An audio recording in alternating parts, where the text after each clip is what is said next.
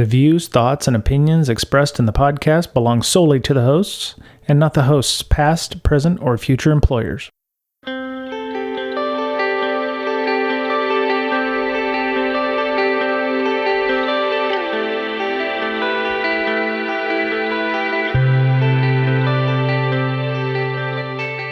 Hello, everybody. This is Brian from Breaking Down Security.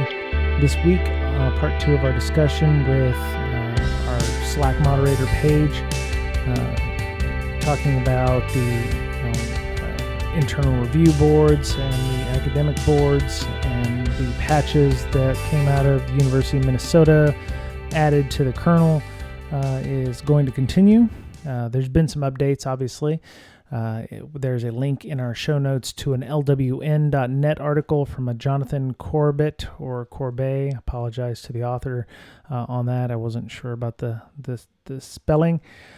Talking about some of the fallout for this. I believe this person also sits on the Linux board to discuss how things are maintained or what have you.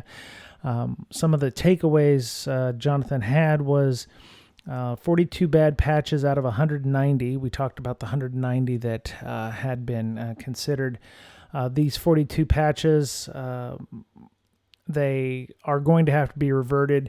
The vast majority of these reverts appear, of the 190, aren't what they would consider worth their time and effort to revert. So if there are vulnerabilities in them, they're so minor or they are not in their opinion, needed to be reverted. Some of these patches are in old, unused drivers, stuff that's not really properly reviewed or maintained, or nobody bothered to properly review them anyway because they were part of technology that didn't exist, like old ISA cards or, systems like Wi-Fi Max or whatever, technologies that were never implemented in the first place, for example. Jonathan does say that 42 bad patches out of 190 is a 22% bad patch rate. Chances are a detailed review of the 190 patches from almost any kernel developer would turn up a few that in retrospect were not a good idea. Hopefully that rate will not approach 22% though. One of I think his most interesting takeaways was one might be tempted to take one final lesson one might be tempted to take is that the kernel is running a terrible risk of malicious patches inserted by actors with rather more skill and resources than the University of Minnesota researchers have shown. That could be, but the simple truth of the matter is that regular kernel developers continue to insert bugs at such a rate that it should be of little need for malicious actors to add more.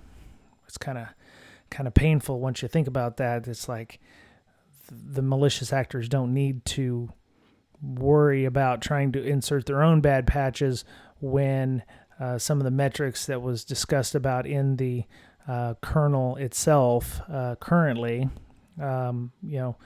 there's already enough vulnerabilities as it is. So he states in the 5.11 kernel released in February 2021, in this case, has accumulated 2,281 fixes in the stable updates through 5.11.17.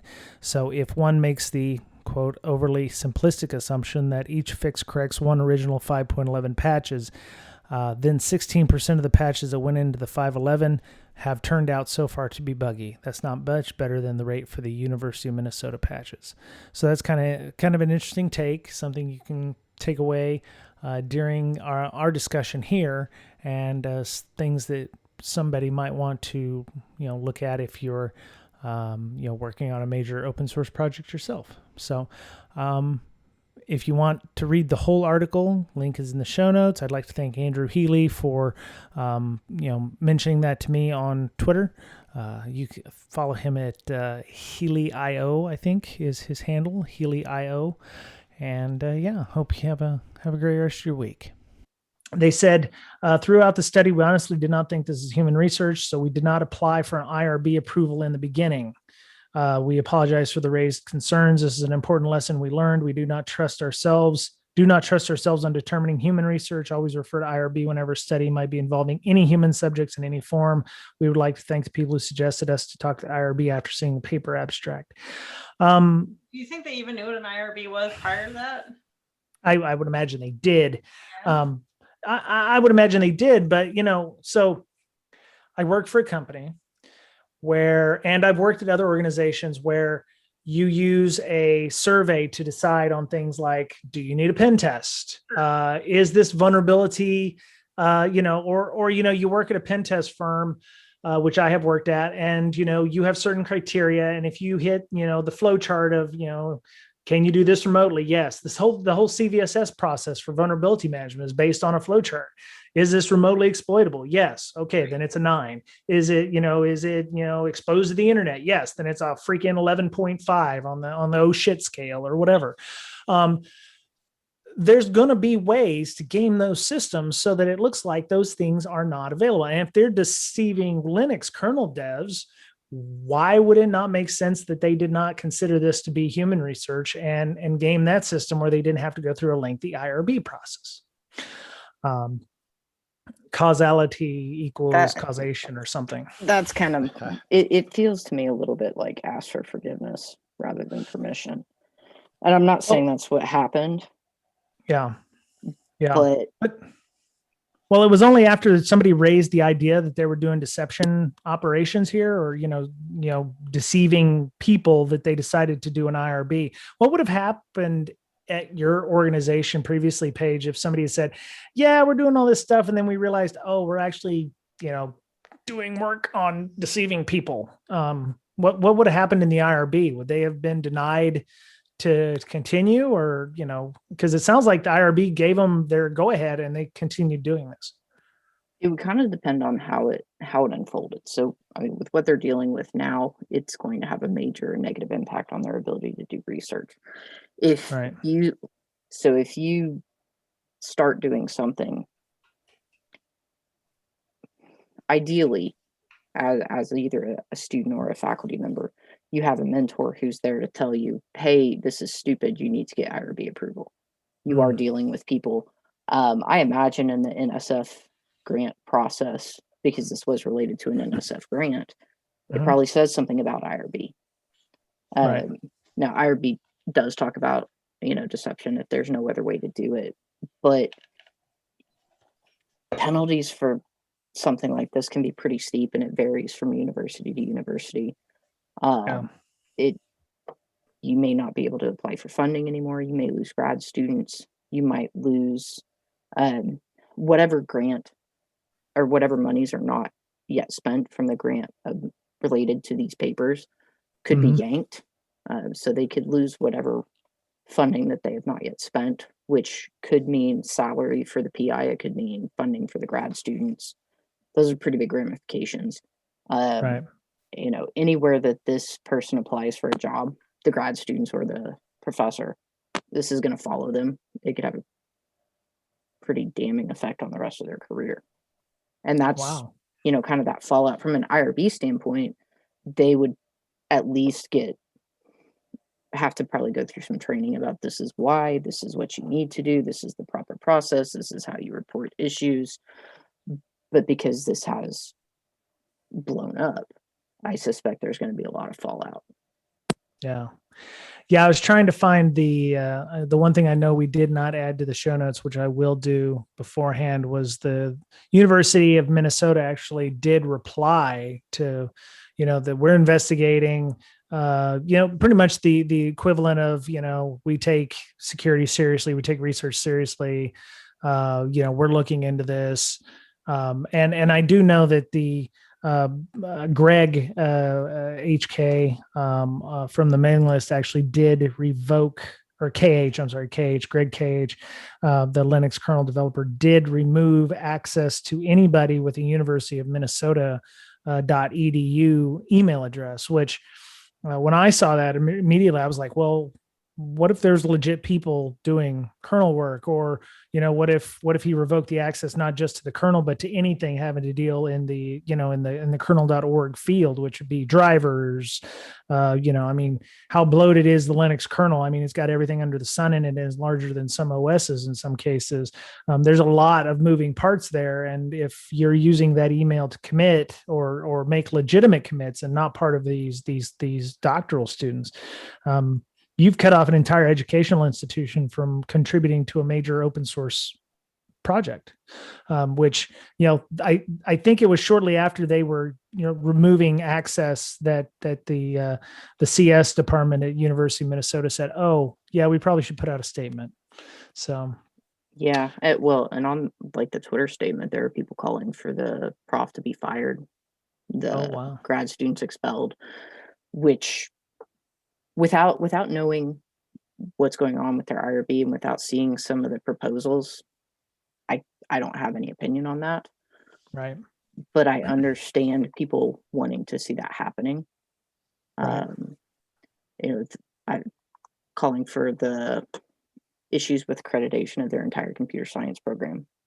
And I think that's where this is going to get really bad, because any research that blows up to this extent is going to have a major detrimental effect on the entire program.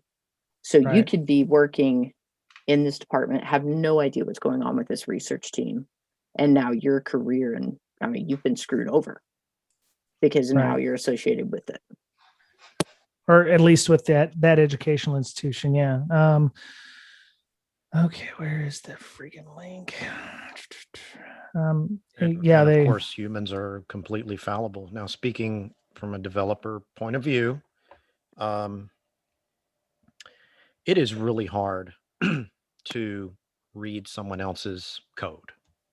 I mean, because you can do things 100 different ways, Mhm. right? And maybe I'm just a shitty developer, but it's really difficult to read my own code if enough time has passed, right? Because you have to Right. kind of, people think differently, right? And Right. like, why did they do it this way? Why I would have done it another way. And um, I would think it would be very easy to do something like this and actually have it go through to where developers were actually approving this flawed code. Right. I just don't. I just don't think. Okay, It's like almost like shooting fish in a barrel. Like, yay for you. Slow clap. Mm-hmm. Very good. Right. Yeah, I think that's part of the problem with it too. It's like, okay, you didn't blow things up for something that we didn't already know. Right. I Right. mean, to people who actually know how difficult it is to code, and I'm sure most of our listeners have coded something, you know, even elementary, and it's really difficult. And so they did something that pretty much most of us on the planet could do and get away with, right? Right. So you found a flaw in a human and you exploited that flaw. Great. Bravo. Right. So, I have a thought, and I've had a lot of them already. But so these IRBs are only by people who are in academia. Do educational institutions potentially reach out to SMEs in the greater org? I mean, how hard would it have been for them to reach out to a kernel developer at Linux and go, "Hey, this is what we want to do. Are y'all okay with doing that?" I mean, this isn't like a blind study.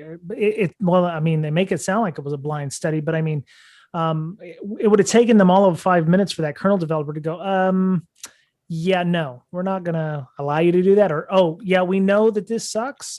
Please don't do this to us. I mean, how hard would it have been for them to reach out and maybe ask that even confidentially?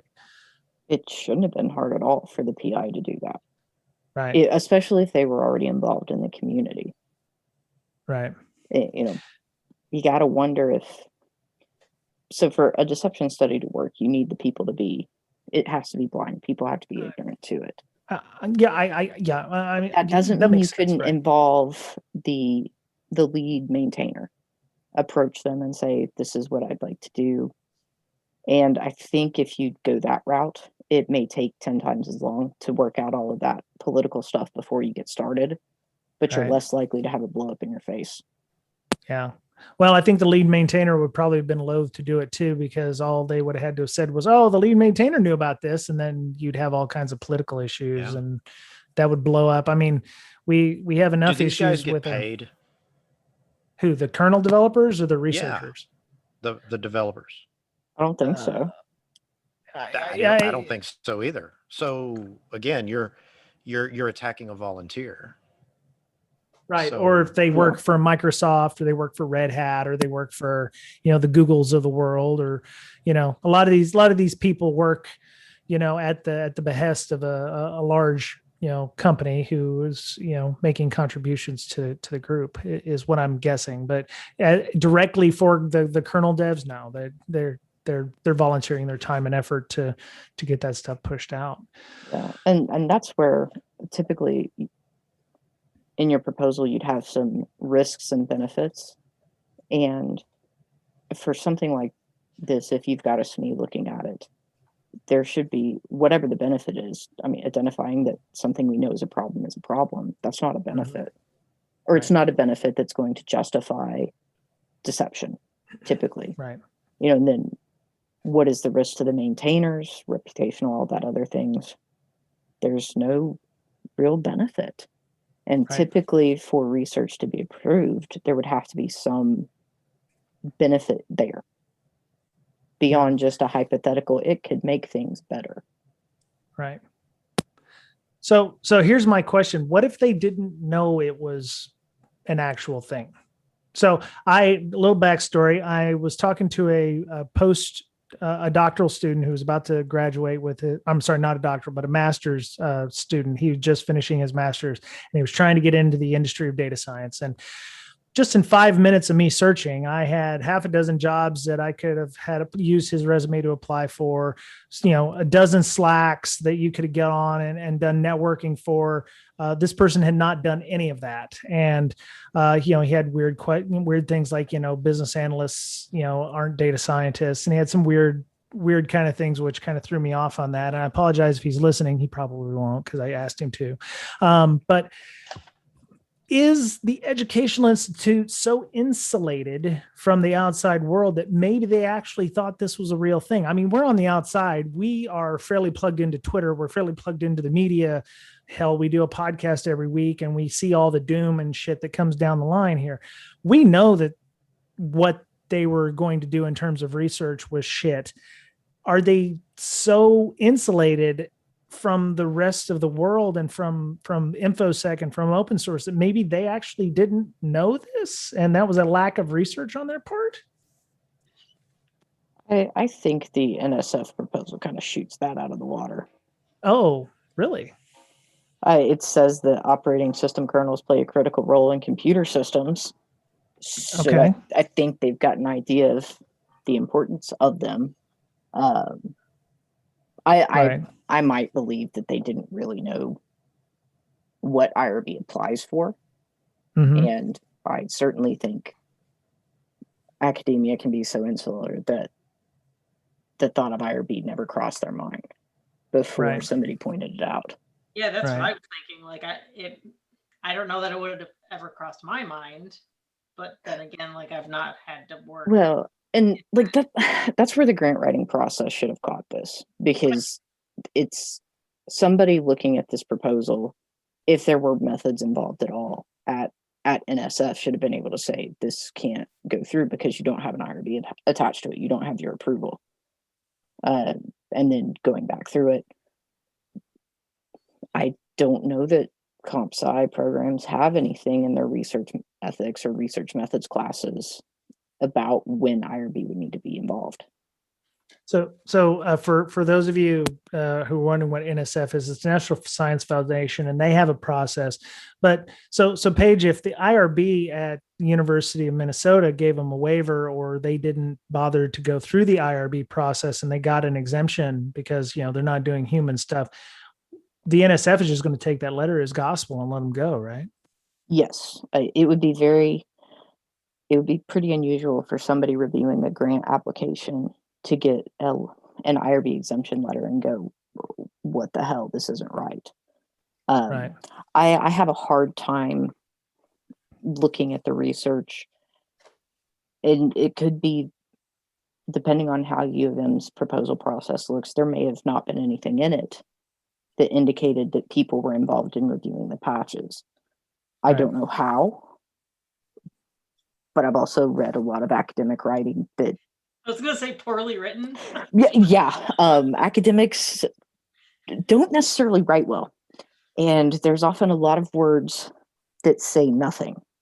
And it's possible that you had someone that there were so many science buzzwords and computer words in there. And if it just talked about maintainers, and there may not have been a connection that a maintainer is a person, not a computer. Right. But it's still, I don't know. I have a hard time. I'm trying to find a way that it could have just been an oopsie, or we messed up. And obviously somebody messed up. It's just, I'm having a hard time seeing how that got through. Right. Well, I mean, the National Science Foundation would have been even further removed than the University of Minnesota. So they only know what the IRB knows, which is what the researchers told them what I think I'm coming to. But it just seems like that there was a definite lack of proper threat modeling in this case. It's like, well, if we do this, what's the outcome? And it seems like the outcome was, oh yeah, we're going to prove that it does this. They didn't take into account the effects from the deception operations, or, what happens if somebody didn't get the email, oh, hey, this is really a shitty patch, don't commit it, and, then go on your merry way. They got some of the patching process, but they didn't get all of the patching process, including the time and effort to now revert 190 patches, which is some additional work that they have to do. It also, the amount of patches that they're having to revert now shows me that something got missed. Either the people had to, go back through the 800 emails they got the day that somebody sent that, hey, don't commit that, use this patch. Or what, but yeah, there's definitely a breakdown in one of the processes. So we're getting to we're a little about an hour right now, and I had asked somebody on Twitter if they would be willing to join us on the show, and her handle is ArgV, and she is a co-writer at Google of a book called Building Secure Reliable Systems. And it was a little late for her to come on. So not late, but I asked her, I think yesterday afternoon, and it was a little late on her schedule there. So she asked me a question, or she said, here's a thought-provoking question for your show. Is it realistically possible for an organization to build and scale a culture of code review that catches malicious insertions through 1, expert analysis, or 2, an adversarial mindset? I would be willing to entertain any thoughts on that. And I thought we might also talk about ways that an organization might catch bugs that are being unknowingly added, like what Mr. Betcher said, the unknowing intended bugs. But let's ask this question first. Is it realistically possible for an organization to build and scale a culture of code review that catches malicious insertions? Malicious insertions, how? Like knowingly injecting patches from the dev, or from, say, a security researcher, or from a bad actor. We've seen the malicious insertion for me would be the supply chain attack, and be like what we saw with SolarWinds, where guy gets in, infects the dev's laptop, commits, it's trusted because the dev trusted it, and it gets added to the code. That would be what I would consider malicious insertion. I just feel like that's a super broad question, because there's a whole industry built around it. I know. Like ideally, I think, sure, that's the goal. I don't know that it's never going to be 100%. Are you just saying, throw Coverity at it and call it good, or, throw a DAS SaaS? Because the question is how, right? It's just, is it possible? Yeah. Is it realistically possible? Yeah. Maybe cost prohibitive. Yeah. Okay. Mr. Betcher, what about you? You're a filthy developer, like you said. You're a company or an army of one developer. If somebody came in and said, "Hey, here's a patch," obviously you're going to scan it thoroughly, I would imagine. But what happens if 500 patches came to you.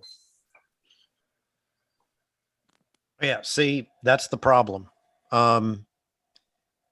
If I write it, then I basically own it. I love it. I baby it, whatever. It's my code. But if it's someone else's code, it's not going to get as much of my time. And that's just human nature, especially if it's just overwhelmingly a lot Right. of stuff. You know, people aren't going to look at it with a fine-tooth comb, so to speak. It's just not, it's not part of our programming. Right. So would you trust a patch from somebody that said, hey, I did a manual code review and I found this, this double free or this use after free or this buffer overflow? Or would you accept a patch more readily from, hey, Coverity came up with this vulnerability. You should probably commit this. Which one would be more likely for you? I don't know. It depends on the situation. But so in the case of you claiming versus how long it's going to take you to review each one. Yeah. Right. Okay. So that's the trust thing, right? It's like Coverity says that this is a vulnerability. Oh shit, it's Coverity. I better submit this because Coverity knows what they're talking about because they're Coverity and it's a paid product and whatever. I'm just Joe Nobody and I manually looked through your code and I found this thing. Which one is somebody more likely to believe? Why is the Coverity report attached? Why not I just say, hey, this is what it showed? Well, I think in a lot of cases with those mailing lists, it comes as a commit string or where it shows the diffs, like a git diff or something like that. And with the commit message, hey, this was found with Coverity or something like that. And then, somebody says it looks good and then it gets committed. That's pretty much the process is what I'm gathering. I could be wrong, but we're going back to the whole trust thing. It's like, do you trust the automated tool or do you trust somebody who's willing to do the work and effort to do a code review and say, yes, it's good to go? Which one gives you more confidence? Unfortunately, probably the human being. I think. Okay. And again, it comes down to our own self-interest. A developer or a code review person is going to put more priority on the one that is going to benefit themselves the most. Right. Right. So Right. whichever one gives them more notoriety, whichever one's more important, something to get their name in the, 8-point font or whatever the cliche is. Right. Yep. Right. So is that how they generate trust? They give you a patch and it's legitimate and they fixed it. But in this case, it was the people from the University of Minnesota who gave you that patch, Mr. Betcher, and they said, yeah, we manually looked through it and whatever, and there's vulnerabilities, and you take it for face value, and there's, actually another vulnerability that they didn't know or they willingly put in. That's pretty much what we've got here. It's like, oh yeah, we fixed this use after free, but then they introduced a double free or they introduced a buffer overflow issue. You're looking for the use after free, which yes, they fixed that, but you don't think, oh, well, they may have added another bit. One. Yeah. They may have introduced another one on purpose. And the university aspect gives them more credence, right? Right. And then once you say looks good, they send you an email and says, oh, no, ha, joke's on you. I also added a use after free. Ha, you suck. And then, how does, but yeah, I think there's a lot here in terms of trust. And I think the blog post from Daniel Meisler about breaking trust is something that everybody needs to read about as well. Talking about, how trust is generated. You have to build rapport with people. I think that goes back to the whole networking thing. I can't suggest somebody would do a good job for something unless I actually know what they do. Been working with them, looked at their patches, looked at their code. We're just a little too quick to trust in some cases when we probably shouldn't. And I actually believe, and I hope we can get her on, that the larger you get, the less likely you can actually have proper code review. At least that's how I'm feeling. Once you start adding the complexity of more than one developer, you start getting into the point where it's like expediency over, actual, security. But I could be wrong, and I hope that we can have her on to be able to discuss that in the near future, because I think that would be a pretty decent discussion. And I don't ever believe that devs will ever take on an adversarial mindset, because they want to believe, especially in open source, that people are there to help. So. This reminds me of the where you send an email, and if you get someone to click a link, it takes them to a website saying, haha, you clicked this link, don't do that anymore. Bad Yeah. employee. Or we just call that phishing rickrolling training. someone. Right. Yeah. I would be curious if like legit study you could do after this would be surveying some of the devs to see if their mindset has changed, because this has gotten some publicity. That and would it's be convenient. right.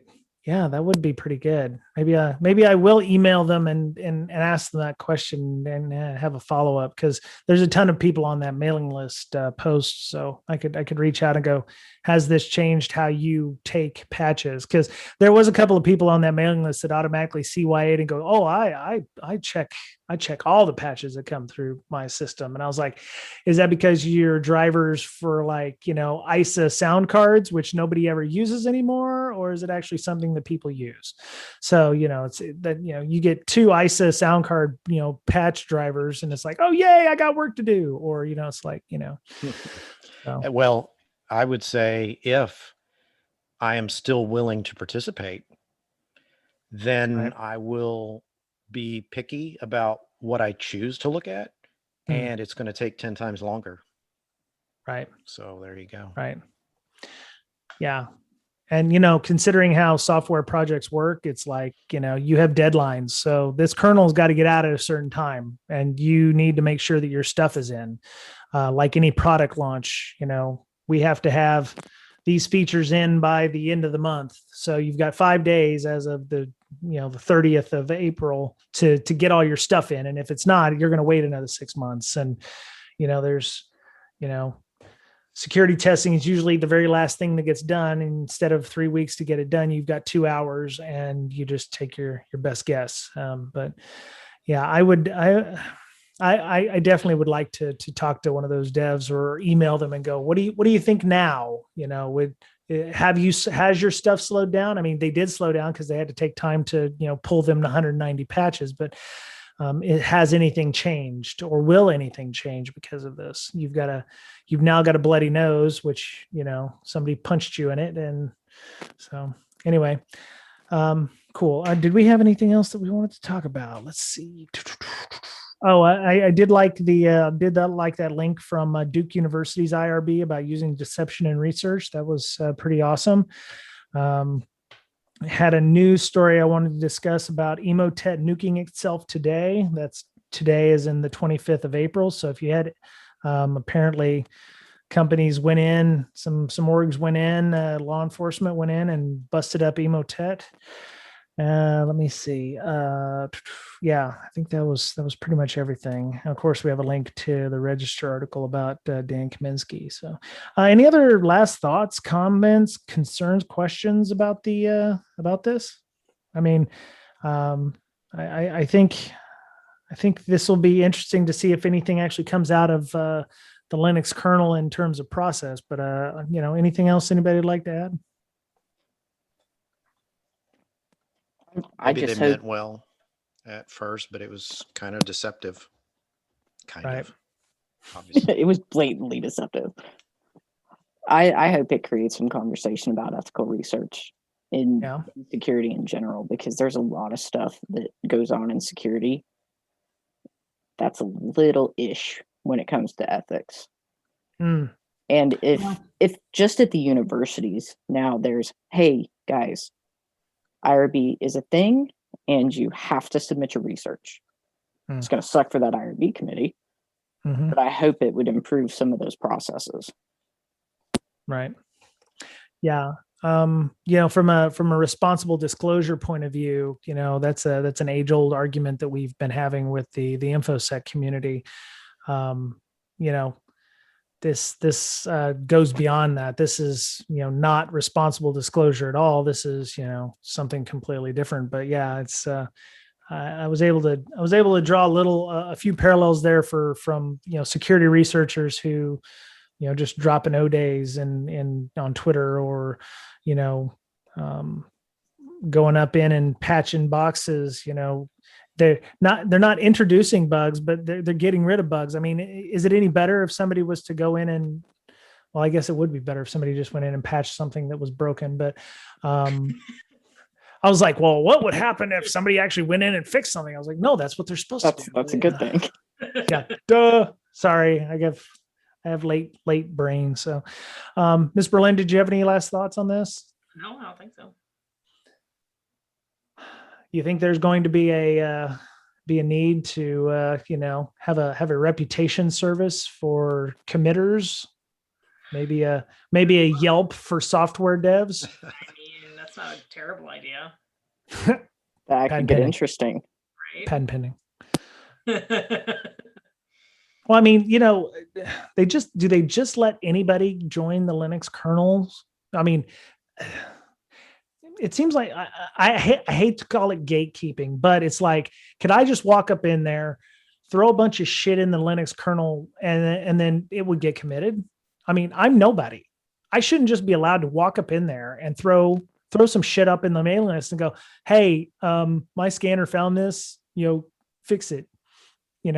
Is there how do you create that trust if it's just not, oh, he's got an University of Phoenix EDU account, he's probably good or something. Don't laugh, Miss Berlin. I'm an alumnus from that.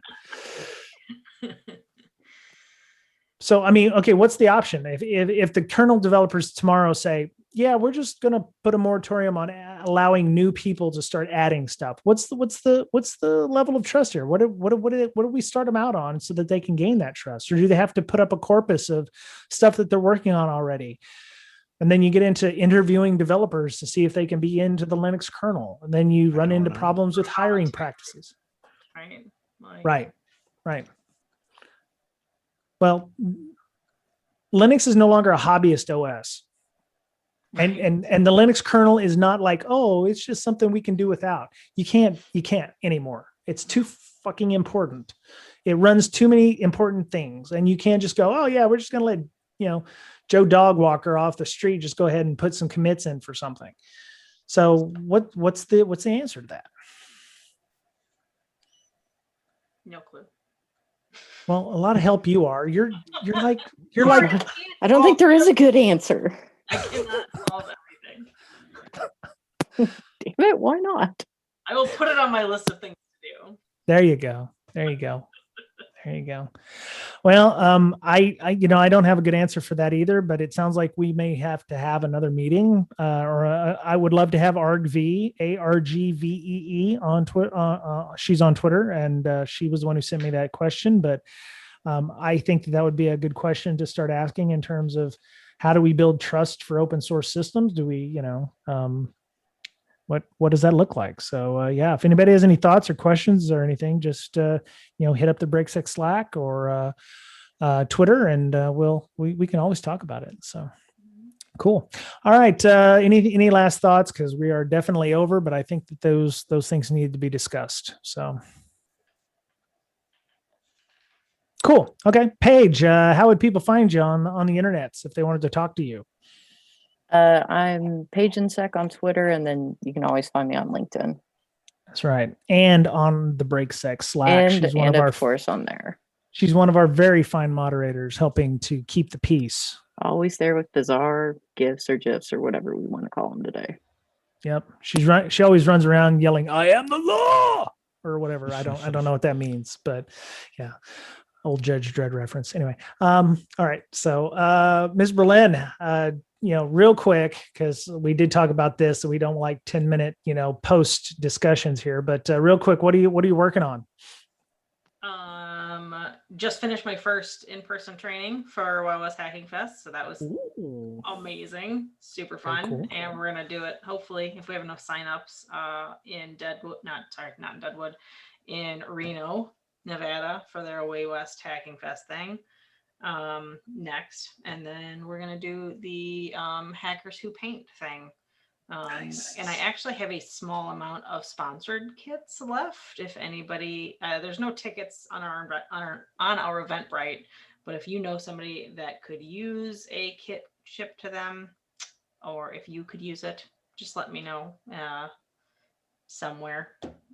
On Twitter works, so at Hackers Health or at InfoSister, Okay. and I can get the rest of those out. Okay. And InfoSec Roleplay is the other Twitter handle where you're doing your tabletop stuff. Yeah. At InfoSec Roleplay. All one word? Yes. I'm so sorry. I didn't mean to put you on the spot there, but yeah. Cool. All right. Mr. Betcher, we mentioned that you're a filthy developer more than once on this show. Maybe you should tell people what you're a filthy developer of. Yeah, most of my time in the development area, aside from work, is LogMD, which is a malicious log discovery tool. And yeah, I've been working lately on some, for our forensics community, some offline stuff. So that'll be pretty cool. Oh, very nice. Log-md.com. Okay. Paige, you doing anything? You doing anything outside of just trying to make sure that some K through 12 educational system doesn't get completely ransomware, which is probably a 25-hour a day job in itself? That does consume most of my time. My apologies. It's fun most of the time. Yeah, my daughter had 2 Schoology outages this week, and yeah, it just made everything grind to a halt. It's just Yep. I will refrain from commenting.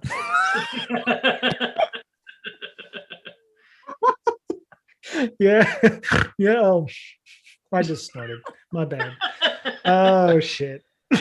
It hits home because it's like on Twitter, the school system would be like, "Oh, we know Schoology's down. We're gonna try to keep going." And my daughter's like, "You can't do shit without Schoology." And I'm like, "What are you gonna do?" It runs on Java and Flash and shit. So it's real good. Real good times. It runs on fairy dust and unicorns now. It serves its purpose. I'm be very diplomatic. You're too kind. You're too kind. But I would like to thank you for coming on. We do appreciate your point of view, especially from an educational point of view. The IRB stuff was very eye-opening about how it works, and that was definitely a point of view I don't think we had touched on, or anybody had really touched on too much. So thank you very much for joining us on that. You're welcome. Cool. All right. I'm on Twitter at Brian Brake. Our podcast website, the official site is breakingsecurity.com, BRAKEING security.com. We're on all of your favorite podcast platforms, Spotify, Pandora, iHeartRadio, Google, and iTunes.